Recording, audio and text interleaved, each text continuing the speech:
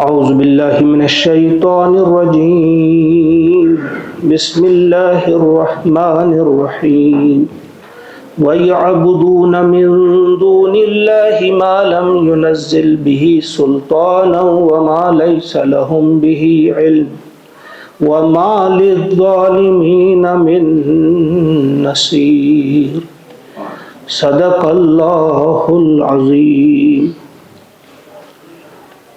سورۃ الحج آیت نمبر 71 جو آپ کے سامنے پڑھی گئی، 3 یا 4 آیات کا مطالعہ کریں گے اس وقت ہم انشاءاللہ۔ اللہ کا ارشاد ہوتا ہے وَيَعْبُدُونَ مِن دُونِ اللَّهِ، اور وہ بندگی کرتے ہیں من دون اللہ، اللہ کے سوا، یعنی اللہ کے سوا اور معبودوں کی وہ بندگی کرتے ہیں۔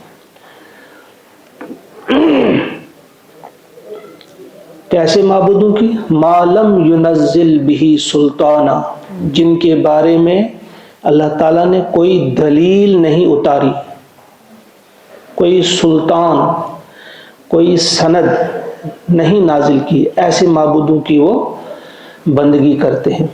وما لیس لہم بہ علم، اور نہ ان کے پاس اس کا کوئی علم ہے کہ اس کے بارے میں کوئی سند اتاری گئی ہے، یا کوئی عقلی دلیل ان کے پاس نہیں ہے۔ یہاں یہ رخ پھر اسی کا ہے، اس سے پچھلی آیت میں بھی آپ نے پڑھا تھا،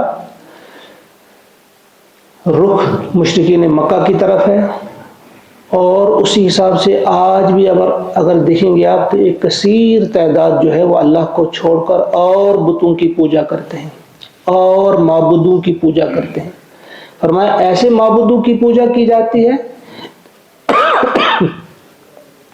جن کے بارے میں اللہ تعالیٰ نے نازل نہیں کی کوئی سند، یعنی کسی بھی اللہ کی کتاب میں آپ نہیں دیکھیں گے کہ اللہ تعالیٰ نے کہا ہو کہ فلاں فلاں کی بھی عبادت کرو، فلاں تمہارا پیدا کرنے والا خدا ہے، یا فلاں تمہارا رزق دینے والا ہے، فلاں کی بندگی کرو یہ تمہیں اولاد دے گا، فلاں کی بندگی کرو یہ تمہیں فلاں چیز سے بچائے گا۔ یعنی ایک تو اللہ تعالیٰ نے ایسی کوئی دلیل نہیں اتاری، کوئی سند نہیں نازل کی، اور نہ ان کے پاس کوئی ایسا علم ہے جس کی بنا پہ یہ کہہ سکیں کہ نہیں ہم حق بجانب ہیں اللہ کے سوا کسی اور کی بندگی کرنے کے لیے، نہ ان کے پاس دلیل ہے اور نہ اللہ تعالیٰ نے نازل کی ہے۔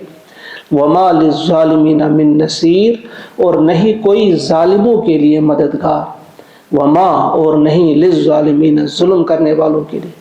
شرک کو اللہ تعالیٰ نے کہا ہے بڑا ظلم یہی ہے، ان الشرک لظلم عظیم، یعنی جو اللہ تعالیٰ کے ساتھ کسی اور کو شریک ٹھہرائیں کہ انہیں بھی کچھ اختیارات دیے ہیں اللہ تعالیٰ نے، وہ بھی ان کے ساتھ کسی بھی معاملے میں شریک ہیں، وہ سب سے بڑا ظلم کرنے والے ہیں۔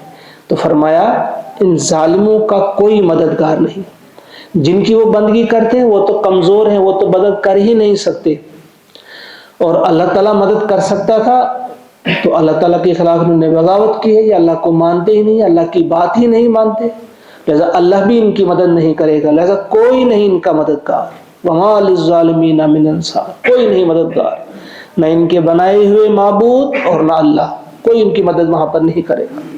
وَإِذَا تُتْلَى عَلَيْهِمْ آيَاتُنَا، وَإِذَا، اور جب تتلا پڑھی جاتی ہیں، علیہم ان پر، آیاتنا ہماری آیات، جب ہماری آیات ان کو سنائی جاتی ہیں تو ان کا رویہ کیا ہوتا ہے؟ آیاتنا بینات، اور ایسی آیات جو بالکل بینات ہیں، واضح ہیں، بالکل ان میں کوئی بھی کجی نہیں ہے، صاف سمجھ میں آنے والی آیات ہیں۔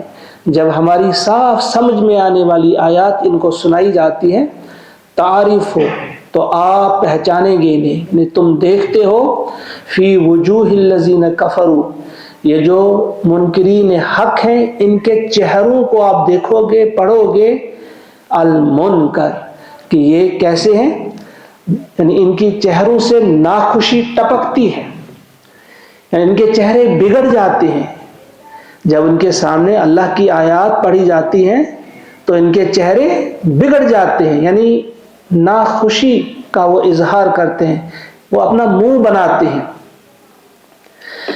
تُتْلَى عَلَيْهِمْ آيَاتُنَا، وَإِذَا تُتْلَى عَلَيْهِمْ آيَاتُنَا، وَإِذَا تُتْلَى عَلَيْهِمْ آيَاتُنَا، یعنی یہ جلن جو اس کی ہے، اتنی دشمنی ہے اس چیز کے ساتھ، یا اتنی جلن ان کو ہوتی ہے جیسے کوئی تکلیف ہوتی ہے، وہ اپنا منہ بناتے ہیں، ان کے ماتھے پہ وہ جھریاں آ جاتی ہیں. یکادون یسطون بالذین یتلون علیہم آیاتنا، اور ایسا لگتا ہے کہ ابھی وہ حملہ کر دیں گے اس پر جو ان کو آیات سنا رہا ہے. یعنی اتنا غصہ ان کو آ جاتا ہے کہ ایسا لگتا ہے کہ ابھی یہ جھپٹیں گے اس پر، حملہ کر دیں گے جو ان کو آیات سنا رہا ہے. اتنے بگڑ جاتے ہیں، اتنی تکلیف ان کو ہوتی ہے آیات سن کر. قل، پیارے نبی سے فرمایا جا رہا ہے، اے نبی صلی اللہ علیہ وسلم ان سے کہہ دیجئے، افأنبئکم، کیا میں تمہیں خبردار کروں، کیا میں تمہیں بتلاؤں، بشر من ذالکم، اس سے بھی بدتر چیز کے بارے میں، یعنی اس سے بھی بدتر چیز کے بارے میں تمہیں بتاؤں. یعنی یہ جو تمہیں جلن ہوتی ہے، یہ تمہارے پیٹ میں جو مروڑ اٹھتا ہے قرآن سن کر، یہ جو تمہارے جو تکلیف کا اظہار تمہارے چہرے سے ہوتا ہے، جتنی تمہارے اندر تکلیف ہے، کیا میں بتاؤں اس سے بھی بڑی تکلیف بتاؤں، جو اس سے بھی بڑی تکلیف ہوگی، جس میں اس سے بھی بڑی جلن ہوگی. وہ کیا ہے؟ النار، وہ ہے دوزخ، وہ ہے جہنم. کہا آج تم آیت سن کر یا آیت سے اتنی نفرت کرتے ہو کہ تمہارے چہرے بگڑ جاتے ہیں، تمہیں جلن محسوس ہوتی ہے، تکلیف ہوتی ہے، مروڑ اٹھتے ہیں، تمہارے اس پیٹ میں مروڑ اٹھتے ہیں. تو ہم بتائیں آپ کو کہ اس سے بھی خطرناک تکلیف آپ کو ہونے والی ہے اس وقت جب تم آگ میں جھونک دیے جاؤ گے. النار، جب تمہیں داخل کر دیا جائے گا دوزخ میں، وہاں تو اس سے بھی بڑی تکلیف ہے. اور وہ آگ کون سی آگ ہے؟ وعدہ اللہ الذین کفروا، جس کا وعدہ کیا ہے اہل کفر سے اللہ تعالیٰ نے. اللہ تعالیٰ نے ان منکرین حق سے، ان کافروں سے وعدہ کیا ہے کہ تمہیں ضرور میں جھونک دوں گا اس آگ میں، اور وہ آگ اس سے زیادہ تکلیف دینے والی ہوگی. وَبِئْسَ الْمَصِيرُ، اور بہت ہی برا ٹھکانہ ہے وہ. بئس، بہت ہی برا ہے، المصیر، ٹھکانہ. وہ ایسا ٹھکانہ ہے کہ اس سے برا ٹھکانے کا کوئی تصور بھی نہیں کر سکتا. اب ایک سادہ سی مثال کے ذریعے بات سمجھائی جاتی ہے کہ تمہیں ہوا کیا ہے، اللہ کو چھوڑ کر تم کسی اور کی بندگی، کسی اور کی پوجا اور پرستش کیوں کرتے ہو؟ ذرا سوچو. ایک سادہ مثال دی گئی ہے آیت نمبر 73 میں، یہ 73. فرمایا یا ایھا الناس، اے لوگو، مسلمانوں نہیں، اے لوگو، تمام لوگوں سے خطاب ہے، جس میں ہمارے ہندو بھائی، سکھ بھائی، عیسائی، بودھ، جین، پارسی سب آتے ہیں، کہ اے لوگوں سنو. ضربا مثل، ایک مثال بیان کی جاتی ہے. فاستمعوا لہ، ذرا غور سے سنو. فاستمعوا لہ، فاسمعوا بھی ہوتا ہے سنو، لیکن جب فاستمعوا ہوگا تا بیچ میں اضافہ کیا جائے گا، یعنی غور سے سنو. فاستمعوا لہ، ذرا سنو، کان کھول کر سنو. ایک مثال بیان کی جاتی ہے. کیا؟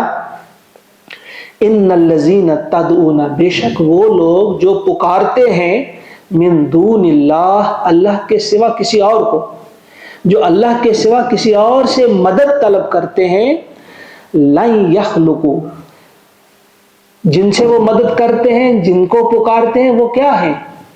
لن یخلقوا ذبابا، وہ ایک مکھی بھی پیدا نہیں کر سکتے. کبھی غور کیا آپ نے؟ اللہ تعالیٰ کو چھوڑ کر جن کا تم نے آسرا، جن کو اپنا آسرا مانا ہے، سہارا بنا لیا ہے، جن سے مدد طلب کرتے ہو، وہ تو ایک مکھی بھی نہیں پیدا کر سکتے. وَلَوْ اجْتَمَعُوا، اور لو، اگر اجتمعوا، وہ جمع ہو جائیں سب، لہو، اس کام کے لیے، یعنی اگر سارے وہ جمع بھی ہو جائیں پھر بھی وہ ایک مکھی بھی پیدا نہیں کر سکتے. پھر مکھی پیدا کرنا تو دور کی بات، دوسری چیز فرمائی وَإِن يَسْلُبْهُمْ، مکھی پیدا کرنے کی تو دور کی بات رہی، اگر وہ چھین لے ان سے، الذباب، وہ مکھی اگر ان سے چھین لے، شیئن، کوئی چیز، لا یستنقذوہ منہ، تو یہ اس سے وہ چھڑا بھی نہیں سکتے. یعنی مکھی پیدا کرنا دور کی بات ہے، لیکن وہ مکھی ان سے کوئی چیز لے جائے، جب ان کے بتوں پہ حلوہ یا کوئی گھی، کسی قسم کی چیز وہاں ڈالی جاتی ہے تو مکھی وہاں بیٹھ کر کھا جاتی ہے. کہا جو مکھی کو اڑا نہیں سکتے، جو مکھی سے چھینی ہوئی چیز واپس نہیں لے سکتے، وہ تمہاری کیا مدد کر سکتے ہیں؟ ایک سادہ سی مثال ہے۔ جو سنجیدہ قسم کے لوگ ہوتے ہیں، جو سلیم الفطرت قسم کے لوگ ہوتے ہیں، وہ ضرور اس بات پر دھیان دیتے ہیں۔ میں بڑے ادب سے کہوں گا تمام اپنے سامعین سے، تمام ناظرین سے، جو جس تک بھی یہ آواز پہنچتی ہے، کہ وہ ذرا اس بات پہ غور کریں کہ کس کی عبادت کی جاتی ہے۔ کیا ایسے لوگوں، کیا ایسی چیزوں کی عبادت جائز ہے، درست ہے، جو بالکل جن کے پاس کوئی طاقت ہی نہ ہو، نہ وہ مکھی بنا سکتے ہو، نہ مکھی سے چھینی ہوئی چیز واپس کر سکتے ہو؟ اس کے لیے ایک سادہ سا واقعہ میں آپ کے سامنے رکھوں گا، شاید ہماری آنکھیں کھل جائیں گی۔ آپ نے سنا ہوگا نام عین النبی کا۔ عین النبی، عین سے یعنی چشمہ، نبی کا چشمہ۔ رحات ایک جگہ ہے، مکہ اور مدینہ کے بیچ ہے یہ رحات، مکہ سے 150 کلومیٹر دور ہے وہ۔ وہاں پہ ایک شخص تھا، وہ اس کی یہ عادت تھی، وہ خود بھی ایک پجاری تھا اور ایک بت کی پوجا کرتا تھا وہ۔ تو وہ جاتا تھا، ایک دن صبح ہی گیا وہ، اور دیکھتا ہے کہ اس بت پہ کچھ لوگوں نے چڑھائے تھے، کچھ یہی چڑھایا تھا، کیا چڑھایا تھا بہرحال۔ تو اس پر جب دیکھتا ہے وہ، ایک لومڑی آتی ہے، ہاں گاوی بن غالب تھا اس کا نام، یاد نہیں آ رہا تھا، گاوی بن غالب ہے اس شخص کا نام، اور رحات کے مقام پہ۔ تو اس پہ بت پہ چڑھایا ہوا تھا گھی۔ تو دو لومڑیاں آتی ہیں، وہ گھی چاٹ جاتی ہیں، اس کے بعد اس پر پیشاب کر دیتی ہیں۔ یہ جو گاوی بن غالب تھا، یہ دیکھتا رہا اور سوچتا رہا کہ بھائی ہم کس کی عبادت کرتے ہیں، کس کے سامنے ہم جھکتے ہیں، کس سے ہم مدد طلب کرتے ہیں؟ جو اپنی مدد کرنے پر قادر نہیں، تو یہ ہماری مدد کیا کرے گا؟ اس کا ذہن کھل گیا ہے۔ دیکھیں نا، کچھ ایسے لوگ ہوتے ہیں جو سنجیدہ ہوتے ہیں، جو غور و فکر کرتے ہیں۔ انہوں نے کہا کیا ملے گا مجھے اس کی عبادت کرنے سے؟ فوراً سمجھ میں آیا، اس نے سنا کہ ایک شخص ہے جو کہتا ہے کہ میں اللہ کا نبی ہوں، کیوں نہ اس کے پاس جایا جائے، اس سے پوچھا جائے۔ تو وہ اٹھتا ہے، جاتا ہے، اس سے کچھ سوالات کرتا ہے، اور بڑا مطمئن ہو کر یہ وہاں کلمہ پڑھتا ہے، لا الہ الا اللہ محمد الرسول اللہ صلی اللہ علیہ وسلم۔ جب اس نے کلمہ پڑھا، اب اس نے واپس آنا تھا، تو پیارے نبی علیہ السلام نے سنا ان کے بارے میں کہ وہ مقام جو ہے وہاں پانی بالکل بھی نہیں ہے۔ انہوں نے کہا ایک برتن لاؤ۔ تو انہوں نے ایک برتن لیا، برتن میں حضور نے اپنا لعاب دہن ڈالا، اپنا تھوک مبارک اس میں ڈالا، کہا تھوڑا سا پانی اس میں ڈالنا، کسی اونچی جگہ پہ اسے بہانا، وہاں ایک چشمہ جاری ہوگا، اور یاد رکھنا کسی سے روکنا نہیں، پانی جو بھی اس سے استعمال کرنا چاہے کر سکتا ہے۔ اس نے ایسا ہی کیا، اور وہاں ایک چشمہ جاری ہوا جو آج تک جاری ہے، عین النبی کے نام سے، رحات کے مقام پہ۔ آج بھی آپ دیکھیں گے جب کوئی شخص وہاں جاتا ہے، وہاں دیکھتا ہے، تو وہ شخص، یہ تو مزید اب اللہ کے نبی علیہ السلام کا یہ معجزہ ہے کہ مزید اس کو ایک فائدہ ملا یہی دنیا پہ ہی سنجیدگی سے کام لینے کا۔ جو اپنی فطرت کو مسخ نہیں ہونے دیتے، وہ ان باتوں پہ غور کرتے ہیں۔